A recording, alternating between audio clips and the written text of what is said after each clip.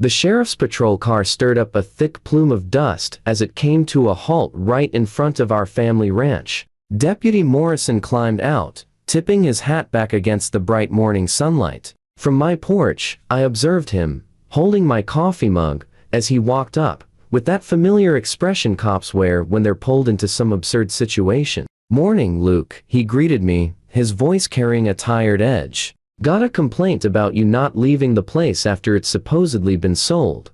I took a deliberate sip from my mug. "Well now, Deputy," I replied calmly, "I'd sure like to hear who exactly sold it, considering I'm the rightful owner and haven't put my name on any papers." In the background, I spotted Karen Belmont emerging from her gleaming white SUV. Her HOA president badge shone brightly, almost like the sheriff's star she clearly envied. Her impeccably styled blonde hair stayed perfectly in place despite the wind as she strode toward us with purpose. "Officer, this individual is trespassing on land that's been officially put up for sale," she declared confidently. "I have the listing right here on my phone. $3.2 million.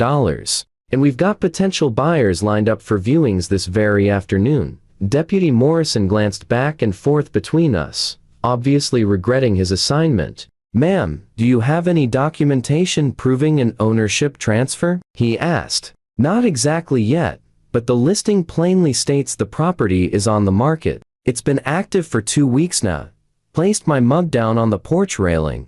"Deputy, this ranch has belonged to my family since 1875. My great-great-grandfather constructed this house himself. I'd love to see this so-called listing that says different. That incident happened 3 months ago, marking the start of the most bizarre property battle Copper Creek had ever witnessed. My name is Luke Garrett, and I'm a 4th-generation rancher. The Garrett Ranch covers 160 acres of top-quality Colorado terrain, offering mountain vistas that could bring tears to a strong man's eyes. We've cattle here for more than 100 years, enduring droughts and floods, prosperous eras and hard times alike. We never faced issues with neighbors until Karen Belmont arrived in the fresh development built on the bordering land. They named it Pine Ridge Estates. 25 identical homes, governed by HOA regulations thicker than an old directory. Karen had relocated there 2 years prior from California, promptly campaigning for HOA president with promises of imposing structure on disorder.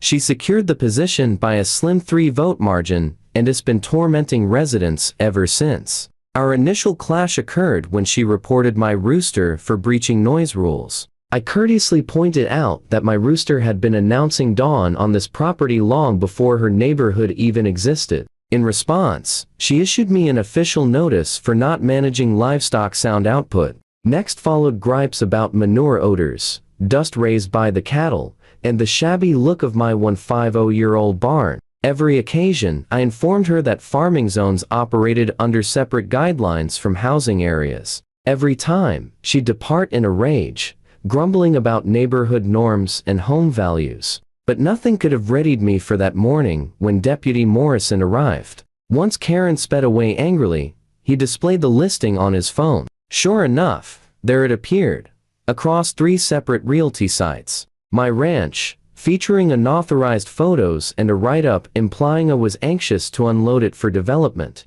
"Prime development chance," it proclaimed. "Classic ranch land primed for upscale building. Seller eager for fast transaction." A chill ran through me as I browsed the images. Somebody had entered my land uninvited, snapping pictures of all structures and boundaries. There were even aerial drone views capturing the entire property spread. I devoted the remainder of that day to calling the real estate platforms, demanding faith postings be taken down. Each demanded evidence of ownership, paperwork, and official takedown forms. In the meantime, my phone began blowing up with calls from agents begging to arrange tours. By week's end, I dealt with 17 separate parties arriving at my entrance, each insisting on scheduled inspections. One especially pushy builder from Denver went so far as to snip my gate lock and roll straight to the doorstep, claiming I was merely haggling over the offer. That's when I realized this went beyond Karen's typical meddling.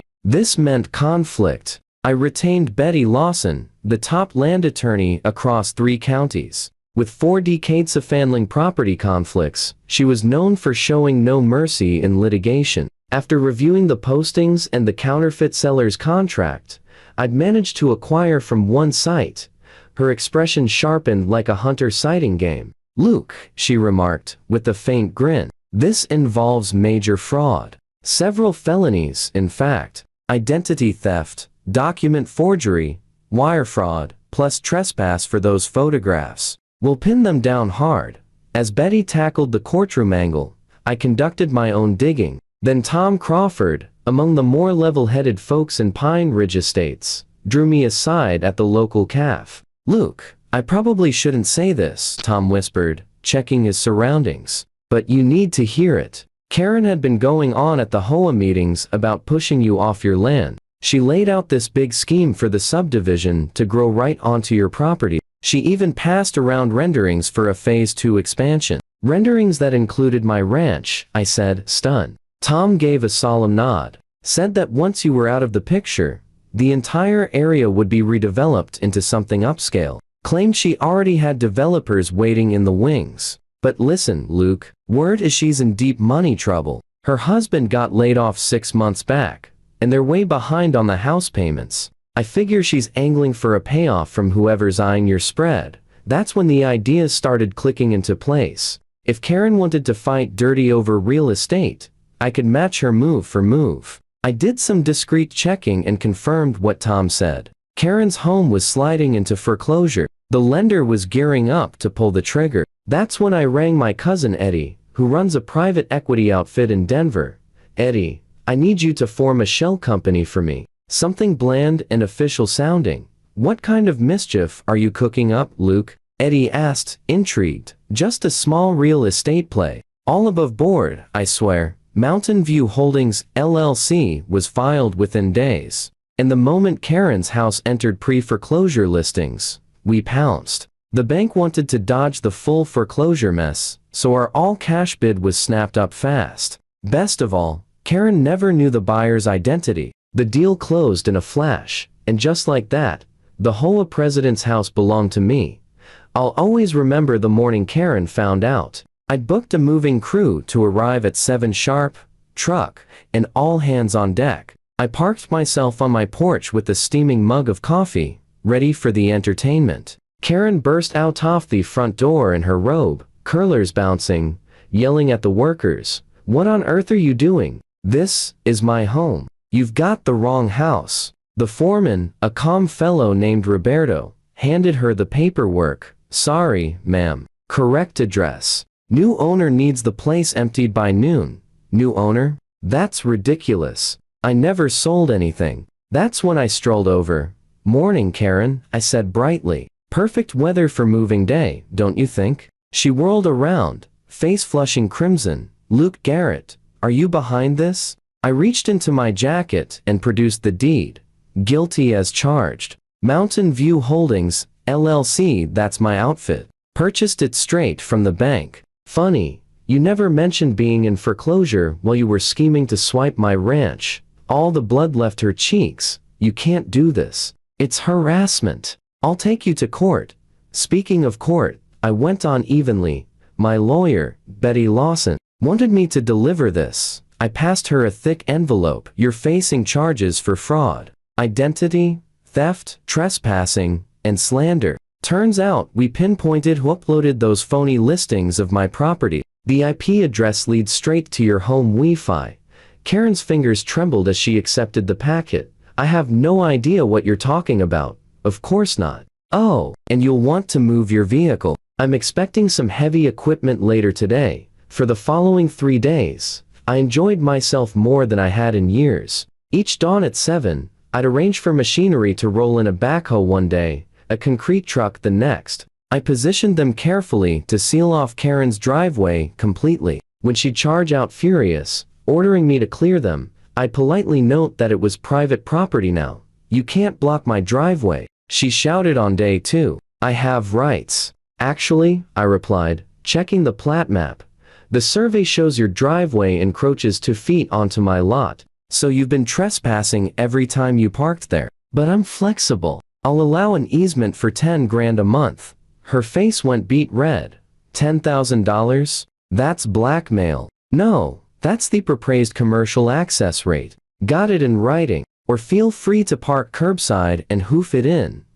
By day 3, news had raced through Pine Ridge Estates. The HOA board called an emergency session. Tom filled me in afterward. Karen apparently tried whipping them into suing me. But once the fake listings and incoming lawsuit came to light, nobody wanted any part of her mess. She ranted for 20 minutes about rights and standards, Tom recounted, laughing. But when Harold flat out asked if she truly tried listing your ranch illegally, she couldn't lie her way out. The motion to boot her as president passed without a single knock except her own, naturally.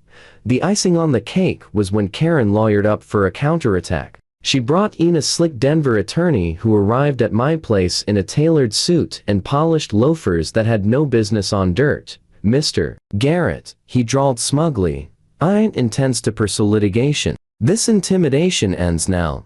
Betty Lawson was there reviewing files with me. She rose, barely 5'2" of pure steel, and beamed at him. Excellent. We're anxious for Thetriol too. We've actually amended the complaint. Added conspiracy to defraud. Turns out your client coordinated with the developer offering her a finder's fee for Mr. Garrett's land. Care to review the email chain? The lawyer's smirk wavered.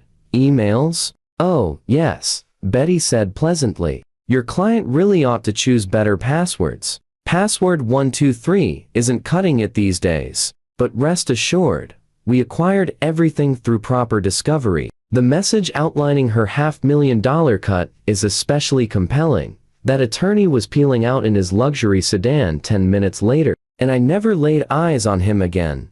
Trial day arrived 6 weeks on. Karen appeared with a new attorney, a weary public defender who clearly knew the odds. Betty laid out airtight proof. Forged contracts, bogus postings, incriminating emails about the kickback. Even grainy footage from the county clerk's office showing Karen photographing my plat records. Judge Harrison, a no-frills veteran of 2 decades on the bench, wasted little time. Mrs. Belmont, she declared firmly. This transcends a mere neighbor spat. You've perpetrated grave offenses: identity theft, fraud, conspiracy, and attempted grand larceny. Abusing your HOA authority to lend credibility to the plot aggravates the matter. Karen stood frozen, her customary poise in ruins. I'm entering judgment for Mr. Garrett on every claim, the judge proceeded. Mrs. Belmont, you are convicted of fraud and conspiracy to commit grand theft. The sentence is 3 years incarceration, suspended to 18 months served, plus 5 years probation. Additionally, you will make restitution of $250,000 to Mr. Garrett for compensatory damages and attorney fees. Karen swayed, her lawyer catching her elbow as she wheezed, to 50,000. I don't have anything close to that.